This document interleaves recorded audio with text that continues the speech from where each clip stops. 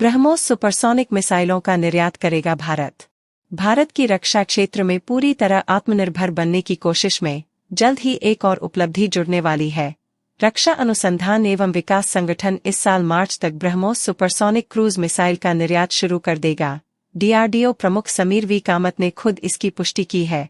उन्होंने news agency ANI से बातचीत में कहा कि डीआरडीओ अगले 10 दिन में ही इन मिसाइलों के ग्राउंड सिस्टम्स का निर्यात शुरू करेगा। इतना ही नहीं, डीआरडीओ ने जिन बंदूकों को विकसित किया है और जिनका निर्माण भारत फोर्ज और टाटा एडवांस्ड सिस्टम्स जैसी निजी क्षेत्र की कंपनियां कर रही हैं, उनके लिए भी इस वित्तीय वर्ष के अंत तक विदेश से ऑर्डर आ सकते हैं। डीआरडीओ चेयरमैन ने कहा कि ब्रह्मोस मिसाइल के लिए फिलीपींस के अलावा अन्य देशों ने भी रुचि दिखाई है। उन्होंने कहा कि निर्यात के लिए तैयार अतग्स के सारे ट्रायल पूरे हो चुके हैं।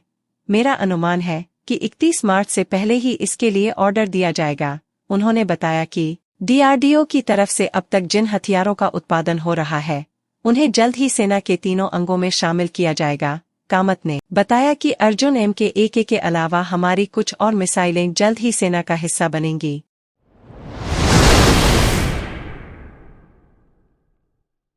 खुफिया एजेंसी ने लश्कर-ए-तैयबा के बारे में किया अलर्ट।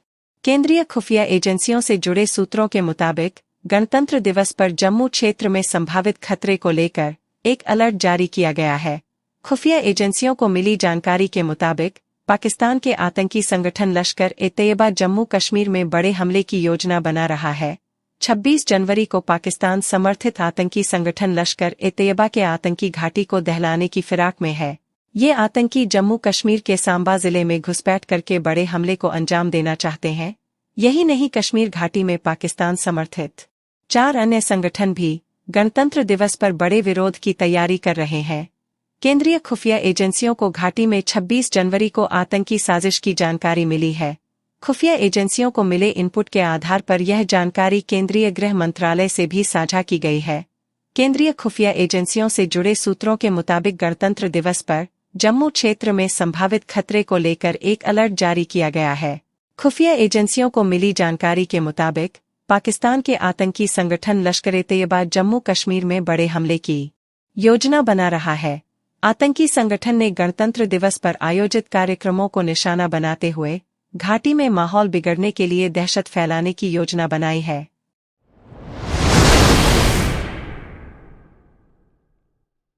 पुरानी पेंशन को लेकर होगा फैसला। केंद्र सरकार पुरानी पेंशन को लेकर बहुत जल्द अंतिम फैसला लेने जा रही है। जानकारों की माने तो 6 दिन बाद ही यह तस्वीर साफ हो जाएगी कि सरकारी कर्मी पुरानी पेंशन के दायरे में आएंगे या NPS ही जारी रहेगा।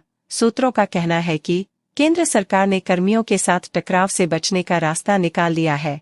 1 फरवरी को लोकसभा में पेश होने वाले अंतरिम बजट में OPS, NPS को लेकर सरकार अपनी स्थिति को स्पष्ट कर सकती है। ये तय है कि केंद्र सरकार OPS बहाली नहीं करेगी, लेकिन NPS को ज्यादा आकर्षक बनाने का मसौदा सामने आ सकता है। NPS में जमा हो रहा कर्मियों का 10% पैसा और सरकार का 14% पैसा, इसमें बड़ा बदलाव देखने को मिल सकता है। साथ ही पुरानी पेंशन में जिस तरह से गारंटीकृत शब्द कर्मियों को एक भरोसा देता है, कुछ वैसा ही NPS में भी जोड़ा जा सकता है। DR की दरों में बढ़ोतरी होने पर NPS में उसका आंशिक फायदा कर्मियों को कैसे मिले, इस पर कुछ नया देखने को मिल सकता है। देश में पुरानी पेंशन बहाली की मांग को लेकर सरकारी कर्मियों ने राष्ट्रव्यापी हड़ताल करने की चेतावनी दी है। कर्मचारी संगठनों का धैर्य अब जवाब देता हुआ दिखाई पड़ रहा है। केंद्रीय कर्मचारी संगठनों ने 8 जनवरी से 11 जनवरी तक रिले हंगर स्ट्राइक की है। इसका मकसद सरकार को चेताना था।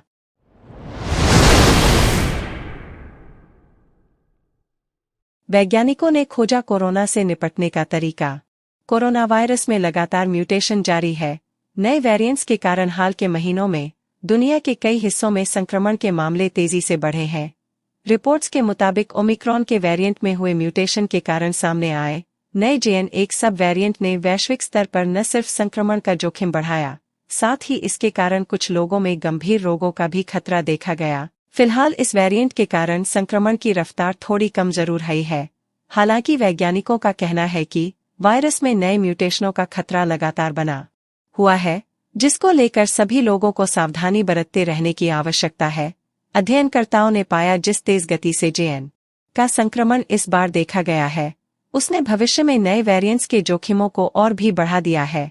ऐसे में संक्रमण से बचाव को लेकर हमें लगातार अलर्ट रहने की आवश्यकता है। संभावित नए वेरिएंट्स से किस तरह से मुकाबला किया जा सकता है, इस बारे में बेंगलुरु के शोधकर्ताओं ने कारगर तरीका ढूंढ लिया है, जिसकी मदद से भविष्य में कोरोना के जोखिमों से बचाव करने में मदद मिल सकती है। शोध की रिपोर्ट को फ्रंटियर ऑफ इम्यूनोलॉजी जर्नल में प्रकाशित किया गया है।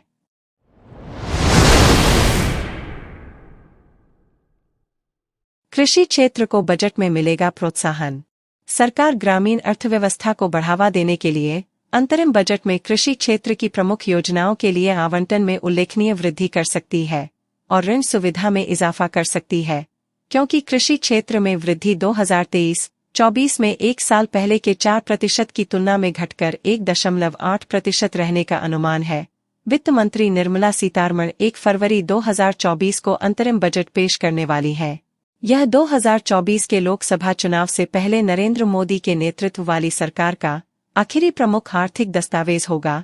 2019 के आम चुनावों से पहले अंतरिम बजट में सरकार ने पीएम किसान सम्मान निधि की घोषणा की थी, जिसके तहत छोटे किसानों को सालाना 6,000 रुपये तक की वित्तीय सहायता दी जाती है। चुनावी साल में उम्मीद की जा रही है कि आगामी बजट में सरकार सहायता राशि में इजाफा करने की घोषणा कर सकती है। साथ ही सरकार अगले वित्त वर्ष के लिए कृषि ऋण लक्ष्य को पर्याप्त रूप से 22-25 लाख करोड़ रुपए तक बढ़ाने की घोषणा कर सकती है। यह कदम उठाकर यह सुनिश्चित कर सकती है कि प्रत्येक पात्र किसान की संस्थागत ऋण तक पहुंच हो।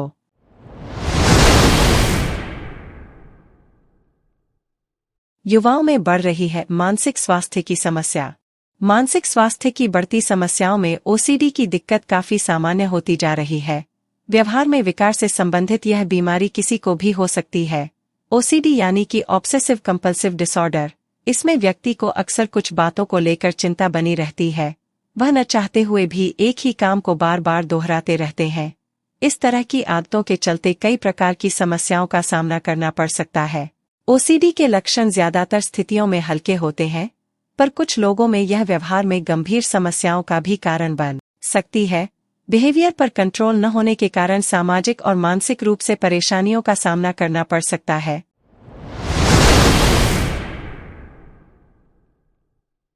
रेल ब्रेकिंग सिस्टम का सफल परीक्षण। उत्तर मध्य रेलवे के आगरा डिवीजन ने बताया है कि स्वचालित ट्रेन सुरक्षा प्रणाली कवच के ब्रेकिंग सिस्टम का परीक्षण किया गया, जो सफल रहा। यह परीक्षण सेमी हाई स्पीड ट्रेन पर किया गया, जिसमें 160 किलोमीटर प्रति घंटा की रफ्तार से चल रहा इंजन रेड सिग्नल पर अपने आप ब्रेक लगाकर रुक गया। कवच सिस्टम को research design and standard organisation ने विकसित किया है। आपातकालीन स्थिति में अगर ड्राइवर समय पर ब्रेक नहीं लगा पाता है तो कवच सिस्टम स्वचालित तरीके से खुद ट्रेन को ब्रेक लगाकर रोक सकता है। भारतीय रेलवे ट्रेन दुर्घटनाओं को रोकने के लिए अपने पूरे रेल नेटवर्क पर इस कवच सिस्टम को लागू करने की तैयारी कर रहा है। आगरा रेल डिवीजन की पीआरओ प्रशस्ति श्रीवास्तव ने बताया कि उत्तर मध्य रेलवे के deputy chief signal and telecommunication engineer Kush Gupta की देखरेख में यह परीक्षण किया गया।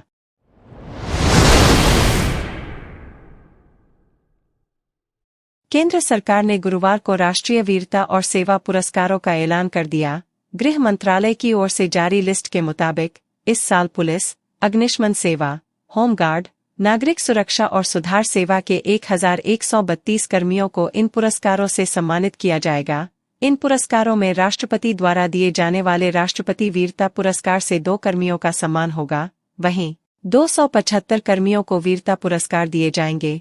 इन कुल 277 वीरता पुरस्कार पाने वालों में सबसे ज्यादा 119 कर्मी माओवाद और नक्सलवाद से प्रभावित इलाकों में तैनात रहे हैं। इसके अलावा 133 कर्मी जम्मू कश्मीर क्षेत्र के हैं। वहीं दूसरे क्षेत्रों के 25 कर्मियों को भी उनकी वीरता के लिए सम्मानित किया जाएगा।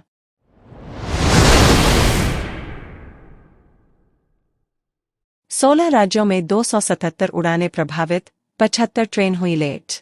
दक्षिण भारत के राज्यों में फिलहाल उतनी ठंड नहीं पड़ रही जितनी उत्तर भारत के राज्य में देखने को मिल रही है।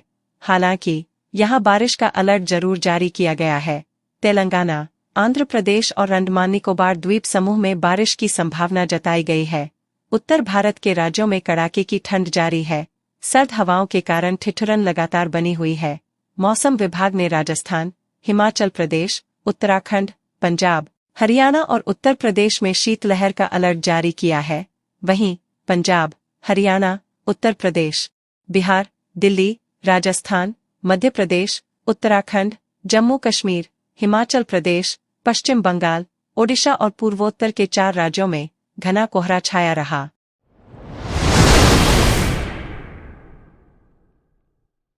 60% तक बढ़े साइबर अपराध के मामले। देश में साइबर अपराधों के खिलाफ दर्ज होने वाली शिकायतों में पिछले 1 वर्ष में 60% की वृद्धि हुई है। केंद्रीय गृह मंत्रालय के अधीन साइबर विंग के तहत संचालित भारतीय साइबर अपराध समन्वय केंद्र की रिपोर्ट के मुताबिक देश में 2021 से 2022 के दौरान साइबर अपराध की शिकायतों में 113.7% और 2022 से 2023 के दौरान 60.9% की वृद्धि हुई है। इसके अलावा राष्ट्रीय साइबर अपराध रिपोर्टिंग पोर्टल पर दर्ज की जाने वाली शिकायतों की संख्या में खासी वृद्धि हुई है।